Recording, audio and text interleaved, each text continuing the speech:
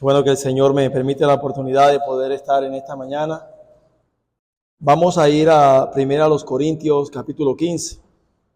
Vamos a leer los versículos del 20 al 28. Mas ahora Cristo ha resucitado de los muertos. Primicias de los que durmieron es hecho. Porque por cuanto la muerte entró por un hombre, también por un hombre la resurrección de los muertos. Porque así como en Adán todos mueren, también en Cristo todos serán vivificados. Pero cada uno en su debido orden. Cristo las primicias, luego los que son de Cristo en su venida. Luego el fin, cuando entregue el reino al Dios y Padre, cuando haya suprimido todo dominio, toda autoridad y potencia. Porque preciso es que Él reine hasta que haya puesto a todos sus enemigos debajo de sus pies. Y el postrer enemigo que será destruido es la muerte. Porque todas las cosas las sujetó debajo de sus pies. Y cuando dice que todas las cosas han sido sujetadas a Él, claramente se exceptúa aquel que sujetó a Él todas las cosas. Pero luego que todas las cosas le estén sujetas, entonces también el Hijo mismo se sujetará al que le sujetó a Él todas las cosas, para que Dios sea todo en todos. Cristo, garantía de nuestra propia resurrección, y sería la segunda parte de nuestra enseñanza. En los versículos del 20 al 22 que vimos el domingo anterior, vimos la realidad de la resurrección. Y la realidad de la resurrección nos muestra que Cristo resucitó, la piedra angular, por así decirlo, de la resurrección y de la predicación apostólica, de la predicación de la iglesia primitiva, es Cristo resucitó. El Señor Jesucristo resucitó. Por eso el apóstol Pablo en varios versículos de este capítulo 15 reitera una y otra vez acerca de esta verdad. Cristo ha resucitado de los muertos. Vimos también que Cristo se presentó como las primicias de los que habían resucitado. Y en ese sentido vimos que ciertamente Cristo se presentó como una ofrenda al Padre para todos aquellos que le seguían en la resurrección.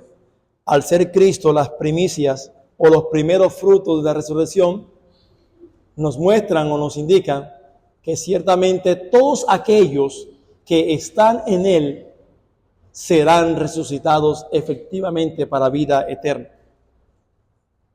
También veíamos, como nos presentaba el versículo 22, que en Adán todos mueren, todos los seres humanos venimos de Adán, toda la posteridad de Adán pecó Adán y toda su posteridad, todos por causa de ese pecado hemos sido sujetos tanto a la muerte física como a la muerte espiritual. Sin embargo, veíamos igualmente en el versículo 22 que también en Cristo todos serán vivificados. Todos aquellos que estén en Cristo Jesús, todo aquel que ha creído en Cristo Jesús como su Señor y Salvador, tiene como promesa y esperanza que ciertamente será resucitado para vida eterna por nuestro Señor Jesucristo. Vamos a ver en esta mañana los versículos del 23 al 28.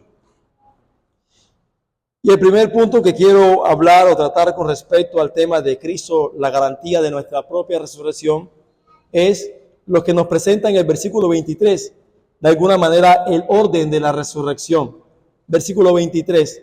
Pero cada uno en su debido orden.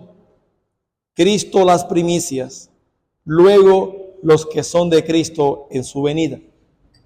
Y lo primero que hace el apóstol Pablo aquí es mostrar entonces en el versículo 23 la expresión pero. Después de haber hablado acerca de que todos serán vivificados en Cristo Jesús, nosotros sabemos que no está hablando de el universalismo. ¿Sí? Esa expresión todos se refiere a todos aquellos que están en Cristo, que han creído en Cristo. Entonces utiliza esta expresión, pero cada uno en su debido orden. Esa expresión pero es una forma suave de adversativo, lo cual, hermanos, está explicando de aquellos que serán vueltos a la vida en Cristo Jesús. Aquellos que serán vueltos a la vida en Cristo Jesús.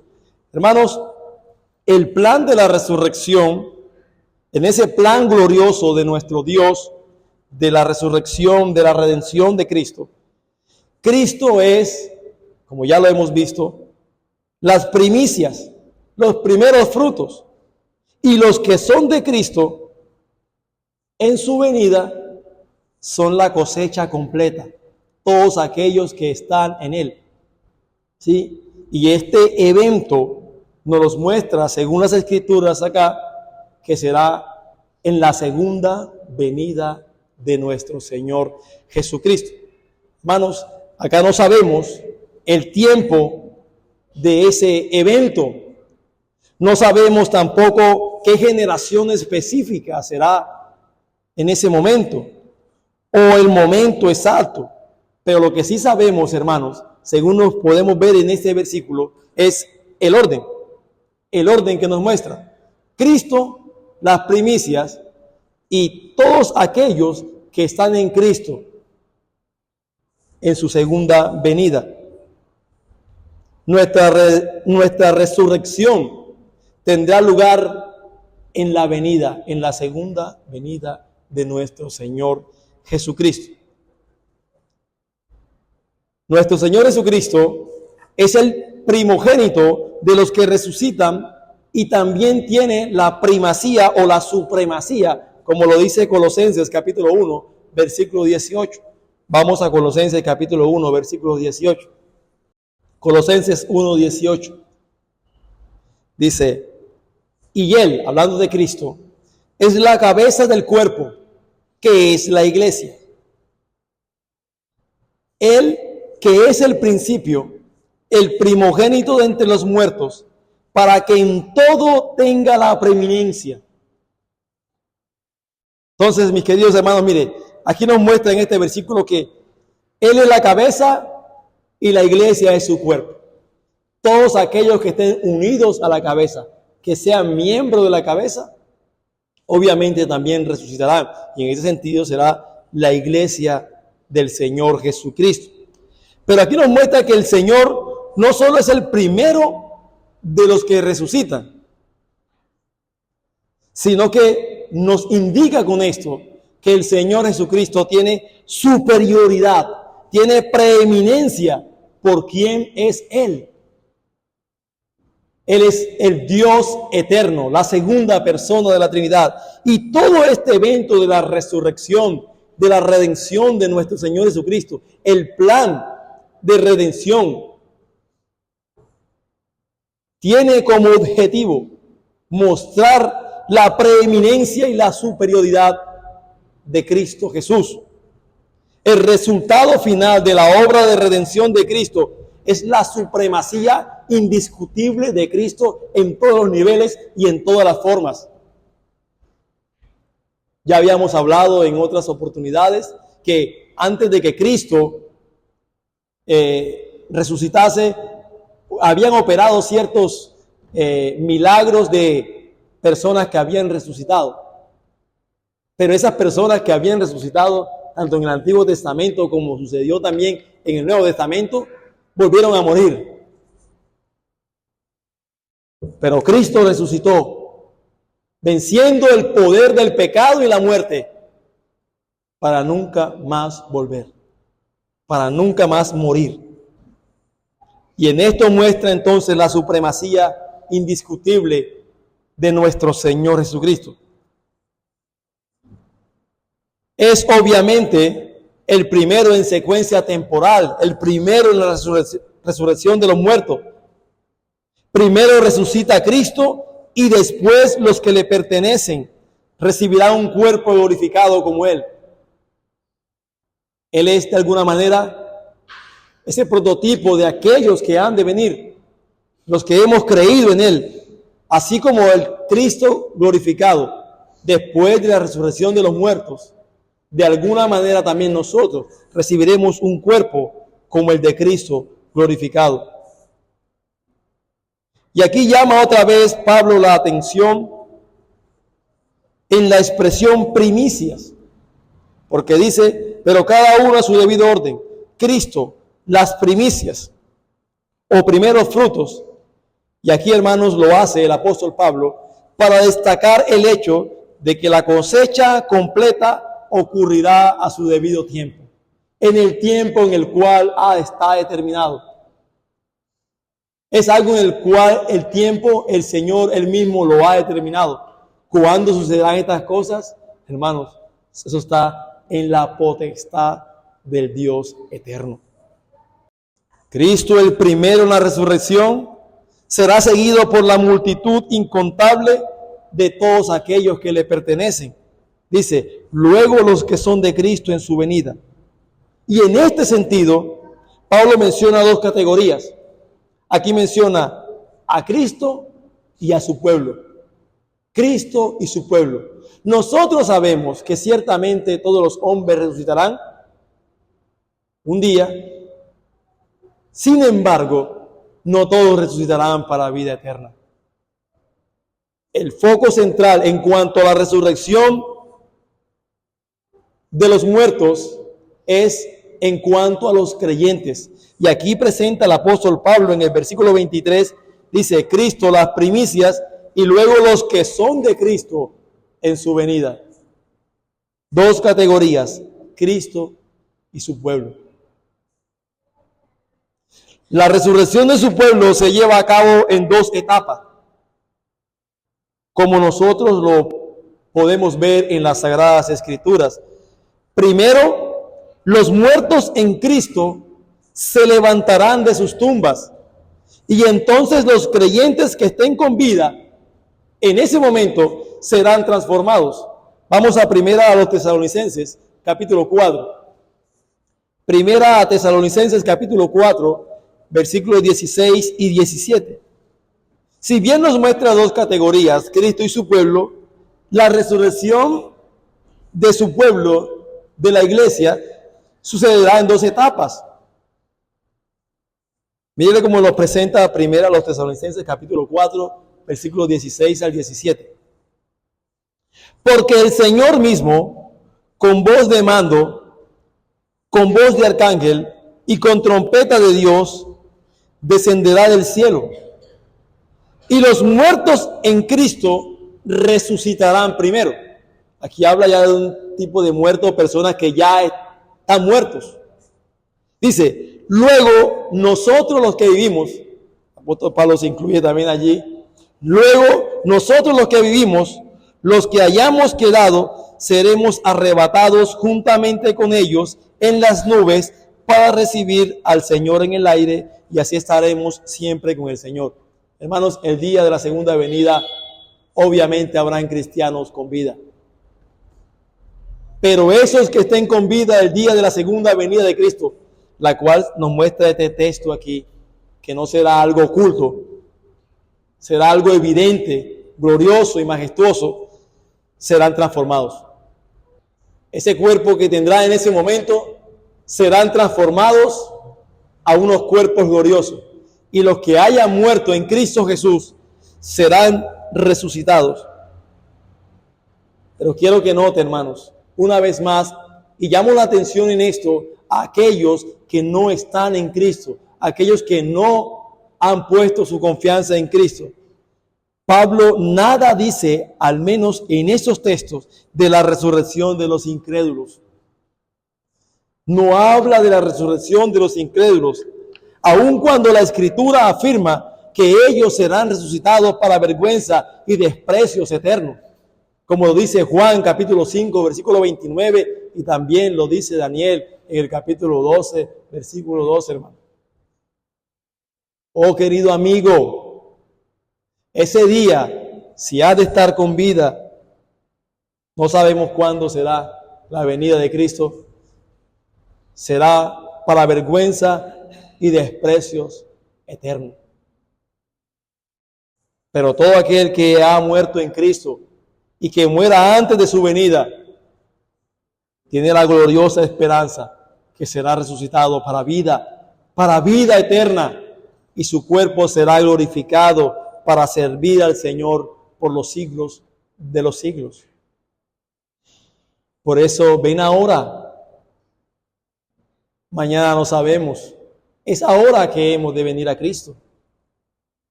Entonces, aquí nos muestra el apóstol Pablo acerca de estas cosas, el orden en algún sentido de la resurrección. Cristo, ¿sí?, como las primicias de la resurrección, entonces nos muestra todos aquellos que están en Cristo en la segunda venida, nos muestra dos etapas en cuanto a la resurrección de los muertos, los creyentes, hablando entonces de que en esas dos etapas los que han muerto en Cristo Jesús resucitarán, y los que estén vivos en ese día entonces serán transformados sus cuerpos para ser glorificados también juntamente. Pero entonces vemos el segundo punto, la restauración de todas las cosas. Versículo 24 al 28. Luego, el fin, cuando entregue el reino al Dios y Padre, cuando haya suprimido todo dominio, toda autoridad y potencia, porque preciso es que Él reine hasta que haya puesto a todos sus enemigos debajo de sus pies. Y el postrer enemigo que será destruido es la muerte, porque todas las cosas las sujetó debajo de sus pies. Y cuando dice que todas las cosas han sido sujetadas a Él, claramente se exceptúa aquel que sujetó a Él todas las cosas. Pero luego que todas las cosas le estén sujetas, entonces también el Hijo mismo se sujetará al que le sujetó a Él todas las cosas, para que Dios sea todo en todos. En estos versículos, especialmente en el versículo 24, el apóstol dice, luego el fin. El fin, amados, ocurrirá después que el pueblo que Cristo redimió haya resucitado. Después que todos los creyentes en Cristo hayan resucitado, el apóstol Pablo dice, luego el fin. En otras palabras, esta expresión que utiliza el apóstol Pablo aquí no sugiere necesariamente un interludio entre la resurrección de los creyentes y el fin del tiempo, lo cual creen los milenialistas. ¿Sí? No vemos que hay un interludio de 1000 años aquí, después que venga todo esto, van a haber 1000 años de reinado y demás. No, hermanos, no hay ese tipo de cosas como así. No hay un interludio. A causa de su brevedad, la expresión luego el fin no aparece a apoyar la enseñanza de un reino intermedio antes de la consumación del tiempo. Más bien quiere decir que después de que todo esto haya sucedido, llegará el fin, o sea, la consumación de la obra mesiánica de Cristo. La consumación de la obra redentora de Cristo. Las palabras el fin no solo sugieren lo último en secuencia, sino la conclusión más bien de la obra redentora que Cristo realizó por los suyos, por su pueblo. El propósito de la redención ha sido consumado. Luego entonces, el fin. Una vez que los creyentes hayan resucitado, Cristo abolirá estas fuerzas espirituales de maldad. En Efesios 6:12, el apóstol Pablo dice, porque no tenemos lucha contra sangre y carne, sino contra principados, contra potestades, contra gobernadores de las tinieblas de este siglo, contra huestes espirituales de maldad en las regiones celestes. Nuestra lucha ahora, amados hermanos, de alguna manera como creyentes, es con estas cosas: principados, potestades, gobernadores de las tinieblas y demás. Pero Cristo Jesús destruirá el poder de todo gobierno, toda autoridad y poder en los lugares celestiales, y lo hará de una sola vez. Ciertamente lo hizo de una sola vez al morir en la cruz del Calvario. Pero hermanos, eso es, como se dice popularmente, el ya, pero todavía no. Aún nosotros como creyentes estamos luchando. Dice las Escrituras que ciertamente nosotros hemos muerto al pecado, que hemos sido liberados del poder del pecado. Sin embargo, aún tenemos la lucha contra el pecado. El ya, pero todavía no, hermanos. Pero habrá un día, luego el fin, cuando entregue el reino a Dios y Padre, y Cristo haya suprimido todo dominio, toda autoridad y toda potencia, hermanos. Porque como dice el apóstol Pablo, es preciso que Él reine hasta que haya puesto a todos sus enemigos debajo de sus pies. Y después de haber realizado esta proeza, esta gloriosa salvación y redención para los suyos, entregará el reino al Padre, lo cual marcará el fin. Dios el Padre encomendó el reino a su Hijo para el periodo que empieza desde la venida de Cristo y que culmina hasta su segunda venida. ¿Sí? Cuando Cristo vino por primera vez, ahí hasta la segunda venida de Cristo, Dios el Padre entregó a su Hijo Jesucristo el reino en ese periodo, hermano. Desde su primera venida hasta su segunda venida. Por eso, cuando Jesús dijo en Mateo 28:18, Él dijo lo siguiente: toda potestad me es dada en el cielo y en la tierra. Toda potestad le fue dada, le fue entregada del Padre, tanto en el cielo como en la tierra. De alguna manera, Cristo Jesús pronuncia su discurso y su coronación. Él es el rey de este reino que le ha sido otorgado. Pero cuando llegue el fin, Cristo entregará el reino a Dios el Padre, después de haber destruido todas las fuerzas espirituales enemigas. Y de esta forma, el reino de Cristo, hermanos, dura desde su propia resurrección hasta la resurrección de todos los creyentes. Porque, hermanos, aún faltan enemigos que vencer.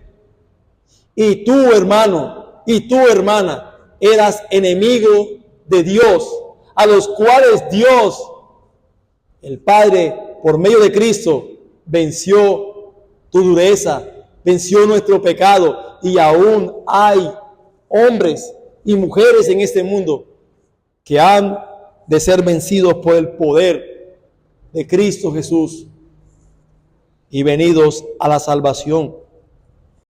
Pero llegará un día en que todos estos poderes, en que toda esta resistencia, todo este pecado, todo esto que hoy vemos en los gobiernos, la maldad y todas estas cosas, quedarán destruidos para siempre. Y quedarán destruidos para siempre, para no volver a existir. Mire qué maravilloso, hermano. O sea, esto es algo maravilloso, porque no solamente quedarán destruidos para en algún momento volver, no, hermano, quedarán destruidos para no volver a existir, para nunca más oponerse a Dios o para engañar a los suyos, ni tampoco para equivocar o amenazar a su pueblo, ni siquiera para corromper ninguna cosa de la creación. Hoy vemos, amado, que de alguna manera el pecado, la maldad cómo vemos entonces los falsos maestros engañando. Vemos cómo, por ejemplo, hay tantas cosas por querer engañar, destruir. Y uno a veces como cristiano ve ciertas cosas de injusticia y de maldad en el mundo. Y no sé si a usted le ha pasado, hermano, pero uno piensa, ¿y qué pasa? Y todo esto, y cómo ofenden a Dios, y cómo se levantan contra Dios. Los enemigos de Dios. Hermanos, llegará ese día, hermanos, donde nunca más nadie se opondrá a Dios, porque es preciso que reine hasta que haya puesto a todos sus enemigos debajo de sus pies. Y esta expresión es típica en los temas de los reyes de la antigüedad, cuando un rey invadía o subyugaba a otra nación, ¿sí? Una de las cosas en las cuales mostraban su victoria sobre esa nación y obviamente sobre ese rey era que ponía los pies sobre el cuello de esa persona, demostrando que estaba ciertamente derrotado y que él era el victorioso. Bueno, Cristo, dice la palabra, que es preciso que él reine hasta que haya puesto a todos sus enemigos debajo de sus pies. Porque preciso es que él reine hasta que haya puesto a todos sus enemigos debajo de sus pies. Y en esta expresión el apóstol Pablo está explicando el significado y la extensión del gobierno de Cristo. Cuando dice, porque preciso es que él reine. Pablo no solo dice que Cristo gobierna, de hecho Cristo gobierna, sino que debe gobernar, con lo cual promueve el concepto de una necesidad impuesta por Dios. Una necesidad que es impuesta por Dios. Es preciso, es necesario que Él reine y que ponga a todos sus enemigos debajo de sus pies. Y aquí nos da a entender, hermano, que Dios el Padre le ha dado a su Hijo Jesucristo el mandato tanto de reinar como de completar su plan divino de redención. Todo ha sido entregado al Hijo Jesucristo. En ningún otro hay salvación, porque no ha sido dado nombre bajo el cielo a otro hombre, sino en Jesucristo, hermano. Los hermanos de Corintio debían entender, como quizás muchos hoy, debían entender que la resurrección de Cristo no es un evento aislado con repercusiones limitadas. Mire, la resurrección de Cristo no es algo simplemente un evento limitado o aislado, como muy probablemente muchos de los de la iglesia, los corintios, lo tuvieron. Es más bien la resurrección de Cristo un evento integral y culminante en el gobierno soberano de Dios sobre toda la historia, hermano. Porque esto trae cambios y transformaciones en toda la historia y en todo evento de la humanidad. Todo esto, amados. Cristo no solamente, obviamente lo primero es la resurrección de los suyos, pero también toda la historia, todo el mundo, todo esto será restaurado. La restauración de Cristo en todos los niveles de lo que se había perdido por causa del pecado. Y a lo largo de toda la epístola a los Corintios, si lo hemos notado, Pablo ha basado su enseñanza en muchas partes en las escrituras del Antiguo Testamento. Y aquí ahora alude a uno de los salmos que habla del reinado de Cristo. Y es el Salmo 110, versículo 1. Vamos al Salmo 110, versículo 1. Jehová dijo a mi Señor: siéntate a mi diestra hasta que ponga a tus enemigos por estrado de tus pies. hasta que ponga a tus enemigos por estrado de tus pies. Mire la referencia que muestra aquí, o que utiliza el apóstol Pablo, muestra la libertad que el apóstol tiene de adaptar las escrituras, y es lo que se llama analogía de la fe. En el Salmo 110, David representa a Dios hablándole a su hijo y revelando que Dios sojuzgará a los enemigos para que sean el estrado de los pies de su hijo. Pero el apóstol Pablo, permítame decirlo así, edita el texto del Antiguo Testamento, lo edita, como quien dice, coge y lo pega, para darle un énfasis cristológico. Y de esta forma él presenta a Cristo como aquel que sojuzga a todos sus enemigos. Oh bendito Señor.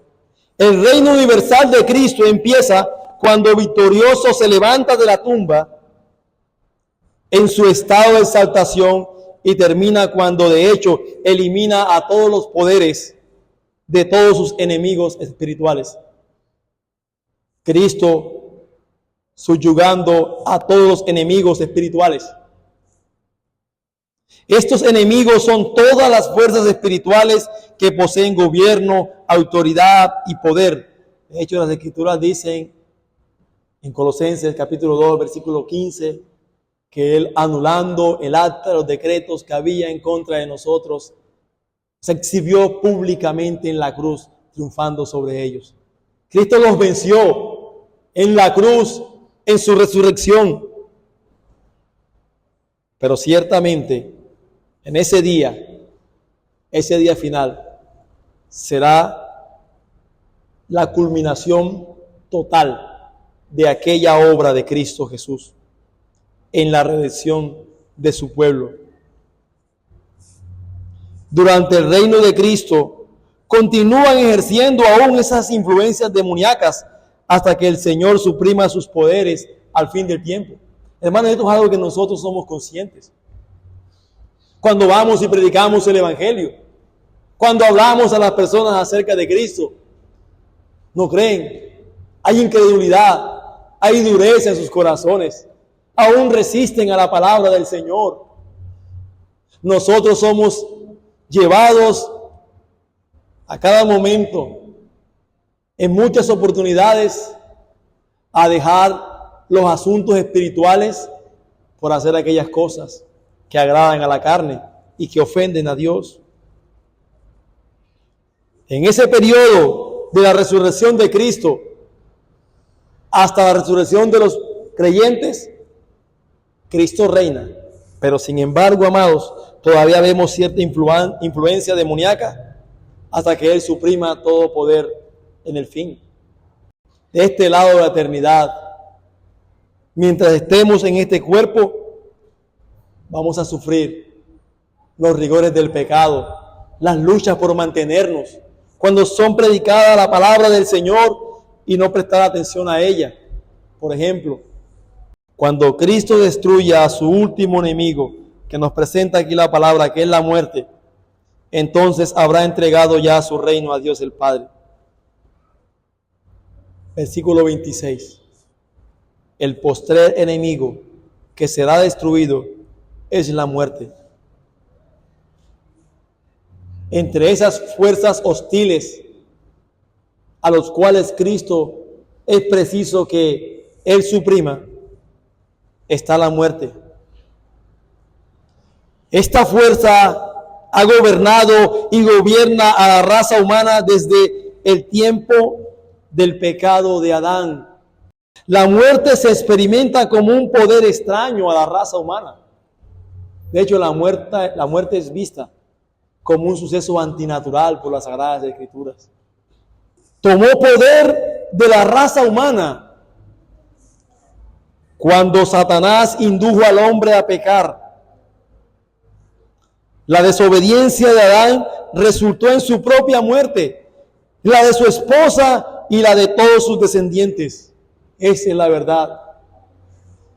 Pero a través de la resurrección de Cristo Jesús conquistó la muerte y la muerte será abolida en su consumación. Y se ha dicho, oh muerte, ¿dónde está tu aguijón? Oh sepulcro, tu victoria. Cristo es el vencedor. Mira lo que dice Hebreos capítulo 2, versículo 14 al 15. Hebreos 2, 14 al 15. Dice, así que, por cuanto los hijos participaron de carne y sangre, él también participó de lo mismo. ¿Para qué, hermanos? Para destruir por medio de la muerte al que tenía el imperio de la muerte. Esto es, al diablo. Y librar a todos los que por el temor de la muerte estaban durante toda la vida sujetos a servidumbre. Cristo hizo esto. Este dominio de la muerte, sin embargo, será abolido cuando todo el pueblo de Cristo haya resucitado y sea glorificado. Nunca más volveremos a experimentar la muerte, ni física ni espiritual. Versículo 27 al 28, porque todas las cosas las sujetó debajo de sus pies. Y cuando dice que todas las cosas han sido sujetadas a él, claramente se exceptúa aquel que sujetó a él todas las cosas.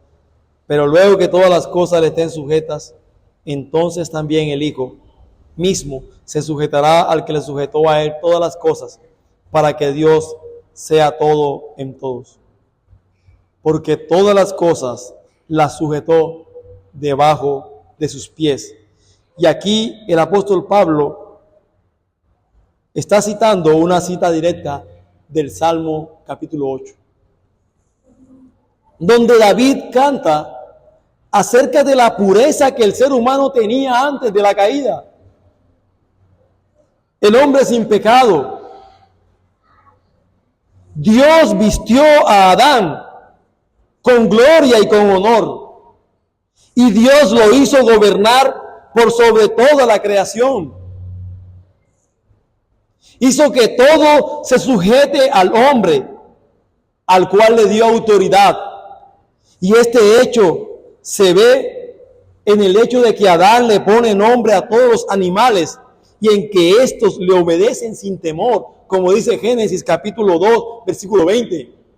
Antes de traer el pecado al mundo, los animales, la creación, obedecía a Adán. Dios le había dado autoridad. Pero Pablo muestra que Dios, quien destruirá el poder de la muerte, permitió que la muerte entrara en la vida de la raza humana al principio de la historia. Esto estaba en el decreto divino, según su propósito eterno.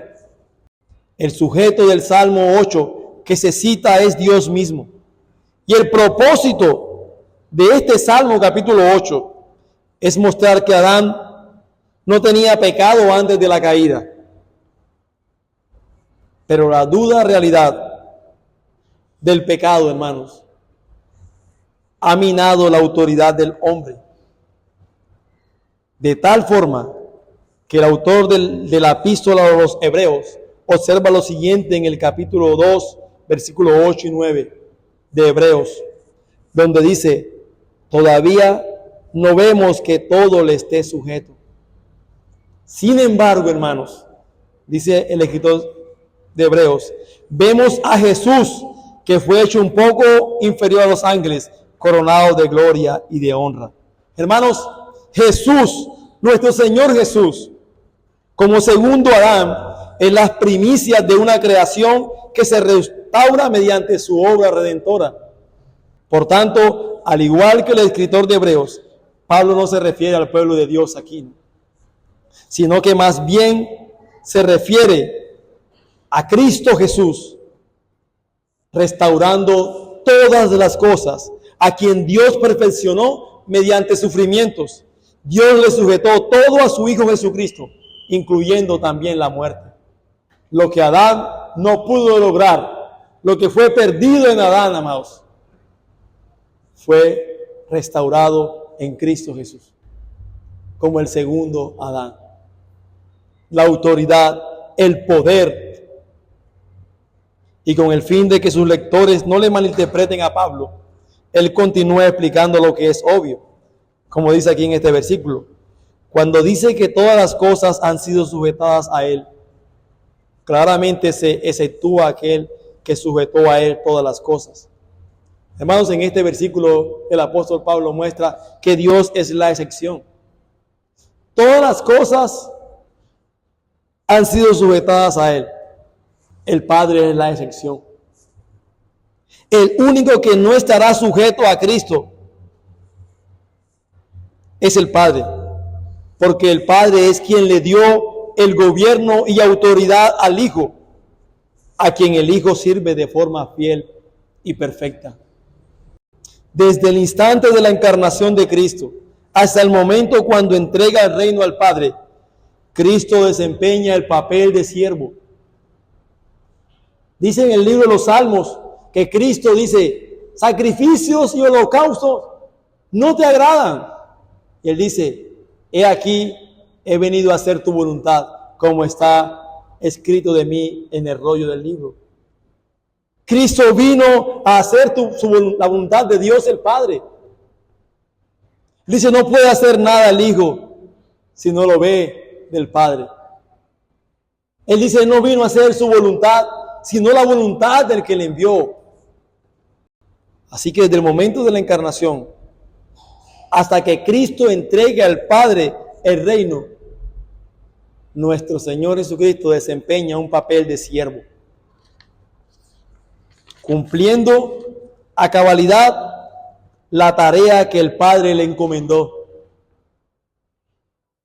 Pero cuando la obra esté al fin totalmente terminada, cuando la obra de la redención esté totalmente terminada, todo restaurado, Él, Cristo mismo, volverá a ocupar su lugar de forma plena y gloriosa en la perfecta armonía de la Trinidad, como dice en el versículo 28. Pero luego que todas las cosas le estén sujetas, entonces también el Hijo mismo se sujetará al que le sujetó a él todas las cosas. ¿Para qué? Para que Dios sea todo en todos. Hermanos, Cristo continuará reinando porque su reino es eterno, como dice Apocalipsis capítulo 11, versículo 15. Pero reinará junto con el Padre en la gloria trinitaria. Hermanos, como le ha sido asignado eternamente el Dios trino, el Dios verdadero. Y esta declaración de Pablo de que el Hijo mismo se sujetará a aquel que le sujetó a él todas las cosas, es muy mal interpretada por muchas personas. De hecho, algunos dicen, si ve lo que hablan acerca de, o niegan acerca de la deidad de Cristo, dicen, si está viendo allí cómo el Hijo tiene que sujetarse al Padre. Hermanos, no entienden acerca de eso. Esa expresión no significa que el Hijo sea inferior en dignidad y en ser. Eso no es lo que está hablando el apóstol Pablo aquí. Más bien es en su obra mesiánica, en su obra como redentor. El Hijo mismo se somete voluntariamente a la voluntad del Padre. Y esto es lo que es llamado teológicamente la subordinación de Cristo. Cristo se subordinó voluntariamente al Padre, porque no había otra manera, hermano, en la cual nosotros pudiéramos ser salvos. Una vez que Cristo, una vez que la Trinidad, una vez que el Dios Trino decide salvar, entonces Cristo asume esta labor, subordinado al Padre, como aquel que obra en favor de los pecadores, para gloria de Dios. Y esta expresión, para que Dios sea todo en todos, tiene grande profundidad, hermanos. Porque cuando el Hijo entrega el reinado a Dios, viene el fin. Ya todo está restaurado. La obra de la redención ha sido consumada. En ese momento, el único gobernante soberano será Dios mismo, el Dios Trino. Él comisionó a su Hijo y lo vistió de autoridad, la cual el Hijo le devuelve al terminar la obra. Esto le es entregada una misión, una obra.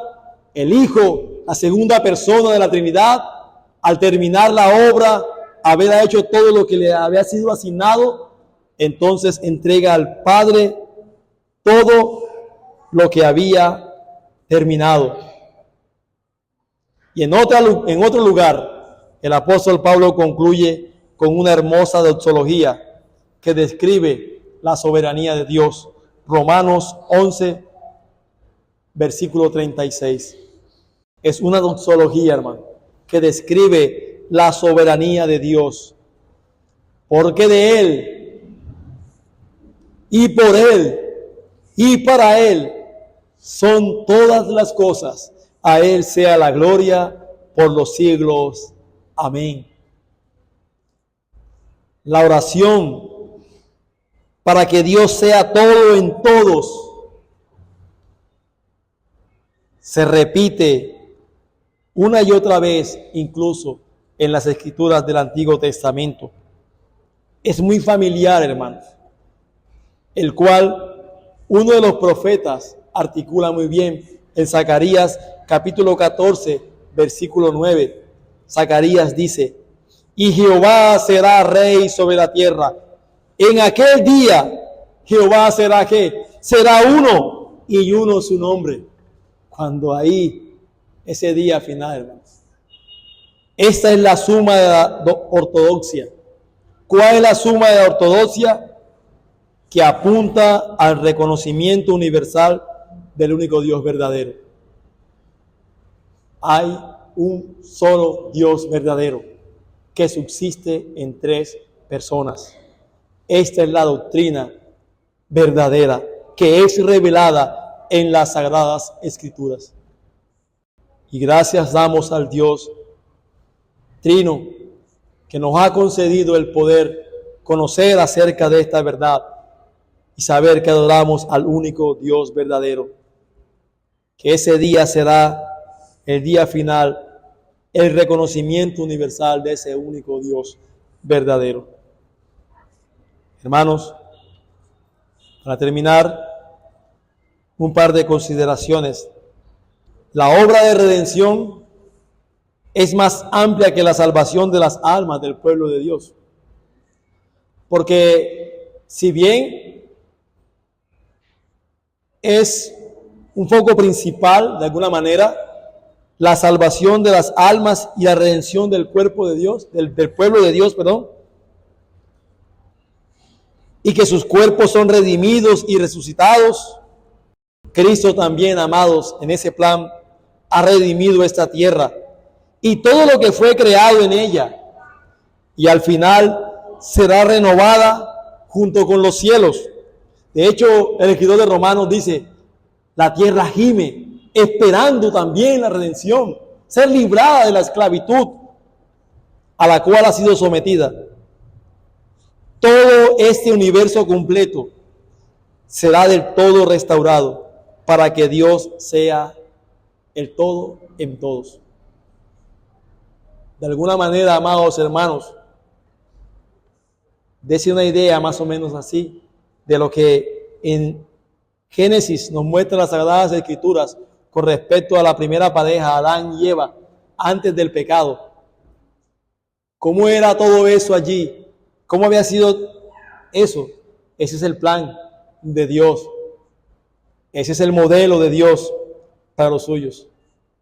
Todo lo que se perdió en Adán por causa del pecado es restaurado en Cristo Jesús. Qué gloriosa esperanza. Cuando el reino sea transferido del Hijo al Padre, lo cual no quiere decir que Cristo deja de ser el Hijo de Dios, Él siempre será el eterno Hijo de Dios, el eternamente engendrado, Cristo Jesús. Cuando el Hijo se sujete al Padre, eso no implica que ya no ejercerá más su poder. Cuando Cristo se sujete al Padre y entregue su poder, no significa que Cristo no va a tener más poder. No, hermanos, en ninguna manera. Porque Cristo sigue sentado en su trono, pero ahora con los que le pertenecen. El Señor no abdica su trono, sino que invita a su pueblo a sentarse junto a Él como jueces. Jesús es el hermano de todos los que ha redimido. Es el hermano mayor de todos los que ha redimido, de todos los suyos. Pero sin embargo, Cristo Jesús siempre tendrá la supremacía. Siempre será el Dios excelso sobre todos. Y a Él sea la gloria por los siglos de los siglos. Amén.